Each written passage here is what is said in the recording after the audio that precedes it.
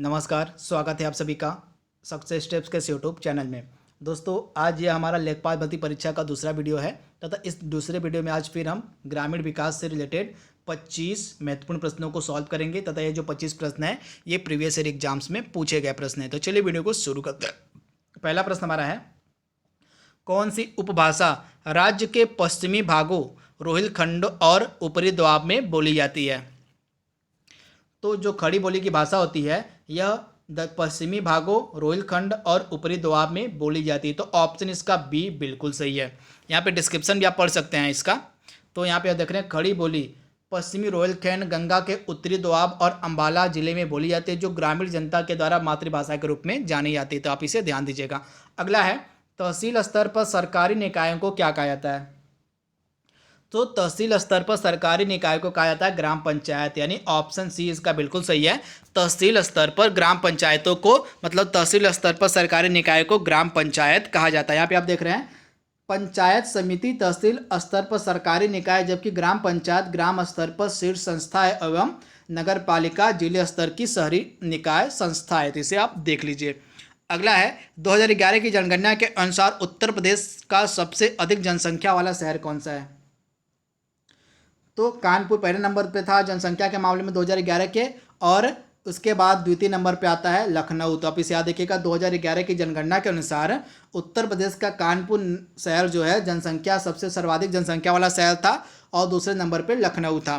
अगला प्रश्न हमारा है, हाल ही में केंद्र सरकार को प्रस्तुत की गई सी रंगराजन की रिपोर्ट के अनुसार कोई व्यक्ति जो ग्रामीण क्षेत्रों में इतने रुपए से अधिक खर्च करता है उसे गरीब नहीं समझा जाएगा।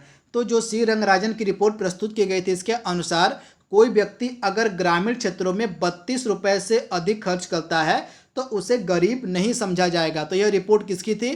तो यह सी रंगराजन की रिपोर्ट पर यह सी रंगराजन की रिपोर्ट में बताया गया था कि ग्रामीण क्षेत्रों में अगर कोई व्यक्ति है, अगर वह 32 रुपये से अधिक खर्च करता है दैनिक, तो उसे गरीब नहीं समझा जाएगा। तथा यह जो डाटा है, अगर नगर में अगर हम इसको लागू करें तो नगरीय क्षेत्र में 47 रुपये, यानी नगर क्षेत्र में यानी शहर में कोई व्यक्ति 47 रुपये प्रतिदिन खर्च करता है तो उसे गरीब नहीं कहा जाएगा। अगला है, उत्तर प्रदेश में निम्नलिखित शहरों में से किससे पीतल उत्पादों का अधिकतम निर्यात किया जाता है? तो मुरादाबाद फेमस है पीतल उत्पादों के लिए। तो ऑप्शन ए इसका बिल्कुल सही है, मुरादाबाद। तो आप इसे याद रखिएगा। यहाँ पे देख रहे हैं, उत्तर प्रदेश का मुरादाबाद जिला जो है पीतल उत्पादों के लिए प्रसिद्ध है। अगला है, उत्तर प्रदेश कितने जिलों में विभाजित है? तो उत्तर प्रदेश में 75 जिले हैं और उत्तर प्रदेश में आपको 18 मंडल मिलेंगे। तो आप इसे याद रखिएगा, उत्तर प्रदेश में 75 जिले हैं और उत्तर प्रदेश में 18 मंडल हैं। अगला प्रश्न हमारा है, अंबेडकर विशेष रोजगार योजना के अंतर्गत परियोजना की लागत से कम नहीं होनी चाहिए। उस समय के करंट अफेयर्स का प्रश्न, जब यह पेपर हुआ था, तो उतना आपके लिए ये इंपॉर्टेंट प्रश्न नहीं है। अगला प्रश्न हमारा है, डैश डैश डैश यानी कि खाली स्थान, सुल्तानपुर ने सामाजिक वानिकी योजना की कुशल कार्यप्रणाली के लिए केंद्रीकृत डेटाबेस की समस्या का समाधान करने की पहल की। किसके आधार पे? तो NIC राष्ट्रीय सूचना केंद्र सुल्तानपुर इसका राइट आंसर होगा। अगला है, उत्तर मध्य रेलवे का मुख्यालय कहाँ पे मिलेगा आपको? तो उत्तर मध्य रेलवे का मुख्यालय आपको मिलेगा इलाहाबाद में, यानी ऑप्शन बी इसका बिल्कुल सही है। उत्तर मध्य रेलवे का जो मुख्यालय है आपको इलाहाबाद में मिलेगा। तो आप इसे याद रखिएगा। अगला है, एक चीज़ और, प्रेजेंट टाइम में हमारे देश में 18 रेलवे जोन हो गए हैं, 17 नहीं 18 रेलवे जोन है। 18वां रेलवे जोन बना है विशाखापट्टनम। आप इसे याद रखिएगा, विशाखापट्टनम जो है यह हमारा 18वां रेलवे जोन बना है। अगला है, भारत में स्थित किस शहर को विश्व का सबसे पुराना शहर माना जाता है?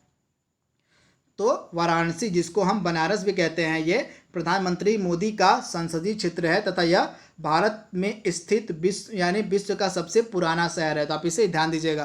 तथा वाराणसी के सारनाथ में आप याद देखिएगा, बनारस में ही एक सारनाथ नामक जगह है, यहीं पे भगवान बुद्ध ने अपना प्रथम उपदेश दिया था। अगला प्रश्न है, चमड़े की वस्तुओं के लिए कौन सा जिला प्रसिद्ध है? तो आगरा और कानपुर जो जिला है यह चमड़े की वस्तुओं के लिए प्रसिद्ध है। तो ऑप्शन ए इसका बिल्कुल सही है। अगला प्रश्न हमारा है, इंदिरा आवास योजना जो एक केंद्र समर्थित योजना है, इसमें राज्य सरकार और केंद्र सरकार कितना व्यय करती है? तो इंदिरा आवास योजना में, जिसको प्रधानमंत्री आवास योजना के नाम से 2016 में परिवर्तित कर दिया गया। इसमें जो है 75% केंद्र सरकार वहन करती है और 25% राज्य सरकारें वहन करती हैं। तो आप इसे याद रखिएगा, पहले इंदिरा आवास योजना जो थी उसमें 75% सरकार वहन करती थी और 25% राज्य सरकारें वहन करती थी। अब इंदिरा आवास योजना का नाम बदल के 2016 में कर दिया गया प्रधानमंत्री आवास योजना। इसमें अब भी 75% केंद्र सरकार देती है और 25% राज्य सरकार। अगला है भू कृषि का रिकॉर्ड कौन सा है? तो गिरदावरी जो है यह भू कृषि का रिकॉर्ड है। अगला है एक बिस्वा एक बीघा से क्या अनुपात है? मतलब एक बिस्वा का एक बीघा से क्या अनुपात है? मतलब 1/20वां हिस्सा हो जाएगा। तो आप इसे याद रखिएगा, एक बीघा में होता है 1/20, इसे आपको याद रखना है। तथा बीघा एवं बिस्सा में अनुपात क्या होता है? तो 1/20 का। अगला प्रश्न है 1 एकड़ कितने वर्ग गज के बराबर होता है? तो 1 एकड़ जो है कितने वर्ग गज के बराबर होता है? तो 4840 वर्ग गज के बराबर होता है 1 एकड़। अगला प्रश्न है NREGP का पूरा नाम क्या होता है?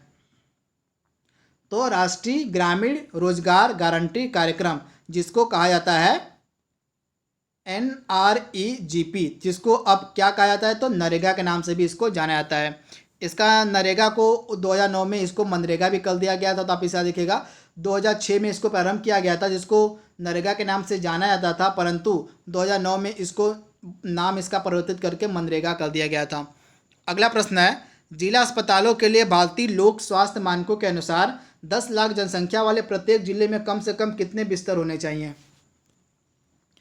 तो 10 लाख जनसंख्या वाले प्रत्येक जिले में कम से कम 300 बिस्तर होने चाहिए, यानी ऑप्शन बी इसका बिल्कुल सही है।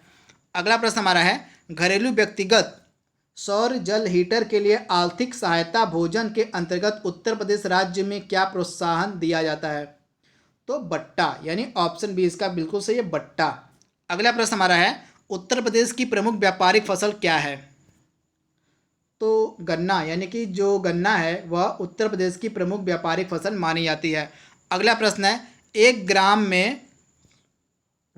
के वार्डों से चुने गए कितने सदस्य होते हैं जिन्हें पंच कहा जाता है? तो एक ग्राम के वार्डों से चुने हुए कितने सदस्य होते हैं जिनको पंच कहा जाता है? तो 5 से लेके जो 20 सदस्य होते हैं जिनको पंच कहा जाता है। तो आप इसे याद रखिएगा। अगला है यहाँ पे डिस्क्रिप्शन भी दिया हुआ है, डिस्क्रिप्शन भी आप वीडियो पॉज करके पढ़ सकते हैं, आपके लिए अच्छा रहेगा ये भी। अगला है उत्तर प्रदेश के उच्च न्यायालय के मुख्य न्यायाधीश की नियुक्ति कौन करता है? तो आप याद रखिएगा, हाई कोर्ट का मुख्य न्यायाधीश हो गया या सुप्रीम कोर्ट का मुख्य न्यायाधीश हो गया, इन दोनों की जो नियुक्ति है वह भारत के राष्ट्रपति के द्वारा की जाती है। अगला प्रश्न हमारा है उत्तर प्रदेश में एक वर्ष में न्यूनतम कितनी ग्राम सभा की बैठक होनी चाहिए? तो उत्तर प्रदेश में एक वर्ष में न्यूनतम कितनी ग्राम सभा की बैठकें होनी चाहिए? तो 2, मिनिमम 2 बैठकें होनी ही चाहिए। तो आप इसे याद रखिएगा। अगला प्रश्न हमारा है एक व्यक्ति के लिए पंचायत का सदस्य बनने की न्यूनतम आयु सीमा कितनी होती है? तो एक व्यक्ति के लिए पंचायत का सदस्य बनने की जो न्यूनतम आयु सीमा है वह रखी गई है 21 वर्ष, यानी ऑप्शन जो ए है इसका बिल्कुल सही है। एक व्यक्ति के लिए पंचायत का सदस्य बनने की जो न्यूनतम आयु सीमा है वह 25 वर्ष रखी गई है। अगला प्रश्न हमारा है मध्याह्न भोजन कार्यक्रम के अंतर्गत विद्यालय स्तर पर बच्चों के न्यून भार की जो प्रतिशतता है उसका आकलन कितनी आवृत्ति पर किया जाना चाहिए? तो मध्याह्न भोजन कार्यक्रम, जिसको हम मिड डे मील के नाम से भी जानते हैं, इसके अंतर्गत विद्यालय स्तर पर बच्चों के न्यून भार की जो प्रतिशतता का आकलन है वह अर्धवार्षिक स्तर पे होना चाहिए, यानी ऑप्शन ए इसका बिल्कुल सही है, अर्धवार्षिक।